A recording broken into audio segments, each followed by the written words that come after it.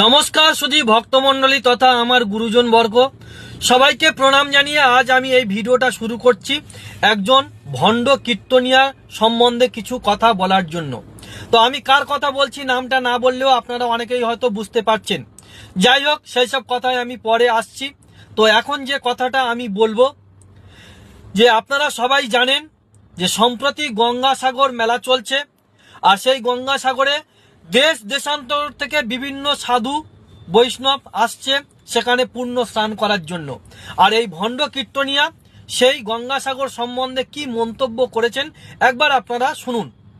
গঙ্গা স্নান করলে নাকি পুণ্যি হয়, এরকম মাথা মোটা পৃথিবীতে আছে। গঙ্গা স্নান করলে যদি পুণ্যি হবে, গঙ্গা স্নান করলে যদি পিছনে যা পাপ করেছি সব পাপ মুক্তি হবে, তাহলে যারা জেল খাটছে আসামি, সরকারের থেকে অনুমতি তো দিতে পারতো, জেলের লোকগুলো নিয়ে ডুবিয়ে নাও, ওদের সব দোষ মুখ হয়ে যাবে, ডুবিয়ে নিয়ে ছেড়ে দাও, ওদের আর পাপ থাকবে না।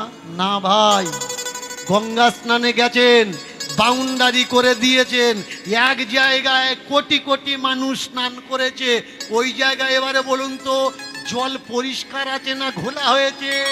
পুরো কাদা কাদা হয়ে গেছে। এবারে কি করেছেন? কাদায় ডুব দিয়েছেন। তা ডুব দিয়েছেন পরিষ্কার হবেন বলে, ডুব দিয়ে কি হয়েছে? ময়লা হয়ে গেছে। অনেক বুদ্ধিমান আমি লক্ষ্য করি, এরা আবার ওই 5 লিটার 2 লিটার 2.5 লিটারের বোতল কিনে নেয়। হ্যাঁ, গঙ্গা স্নান তো করছে, আবার বোতল ভর্তি করে নিয়ে চলে আসছে। বলতো দেখি, গঙ্গা স্নান করলে পাপীর পাপ ধুয়ে গেল, তাহলে যে জায়গায় ধুয়েছে ওই জায়গায় কোটি কোটি লোকের পাপ ধুচ্ছে, আর বোতলে করে টেনে আনলি ওটা গঙ্গা জল না পাপ ধোয়া জল? তো আমার গুরুজনেরা এবং ছোট ছোট ভাই বোনেরা এবং আমার সমবয়সী যারা আছেন, আপনারা সবাই শুনলেন যে এই অকৃতজ্ঞ জঙ্গলি জানোয়ারটার কথাবার্তা। এ দিনের পর দিন আমাদের হিন্দু সনাতনীদের তত্ত্ব সংস্কৃতি নিয়ে বিকৃতি করছে, সমালোচনা করছে। সবাই একে বড় কীর্তনিয়া হিসেবে বলে। আচ্ছা আপনারা বলুন, একজন কীর্তনিয়ার কি কাজ? সে মহতি হরিবাসরে যাবে, কীর্তন গান পরিবেশন করবে, সেখানে আমাদের হিন্দু সংস্কৃতি তত্ত্ব সবকিছু মানুষের সামনে তুলে ধরবে। কিন্তু এ দিনের পর দিন মানে উল্টো সমালোচনা করে যাচ্ছে, যে যেগুলো আমাদের রীতিনীতি আছে আমরা সেই পুরনো দিন থেকে মেনে আসছি সেগুলো নাকি ঠিক না। এ যেটা বলছে সেটাই ঠিক।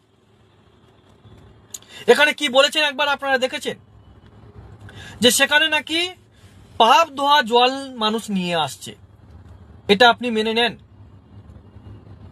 তো কি বলবেন এই লাট সাহেবের বাচ্চাকে? আপনি কি বলবেন? তো আমি শুধু বলবো যে যে সমস্ত কীর্তন কমিটি এই জঙ্গলি জানোয়ারটাকে দিয়ে কীর্তন গান পরিবেশন করাচ্ছেন, শুনেছি এর নাকি অনেক টাকা বাজেট।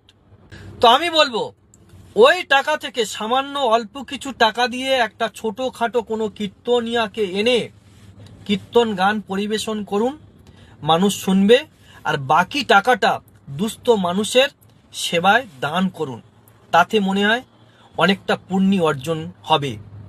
এই অকৃতজ্ঞ জঙ্গলি জানোয়ার লাট সাহেবের বাচ্চাটাকে মহতি হরিবাসরে এনে মহতি হরিবাসরটাকে অপবিত্র করবেন না। কারণ এর হিন্দুত্ব নিয়ে আমি প্রশ্ন তুলছি। আমার মনে হয় এ সঠিক হিন্দুর বাচ্চা নয়, এ ভেজাল হিন্দুর বাচ্চা। তাই দিনের পর দিন আমাদের হিন্দু সনাতনী ধর্ম নিয়ে বারবার প্রশ্ন তোলে, মানুষকে বিভ্রান্ত করে, মানুষকে কুপরামর্শ দেয়। এবং আরো সম্প্রতিকালে আপনারা দেখেছেন যে কীর্তনের নামে কীর্তনের আসরে উঠে এ দিনের পর দিন কেমন এসআইআর ভোট বিভিন্ন সংক্রান্ত নিয়ে কথা বলে।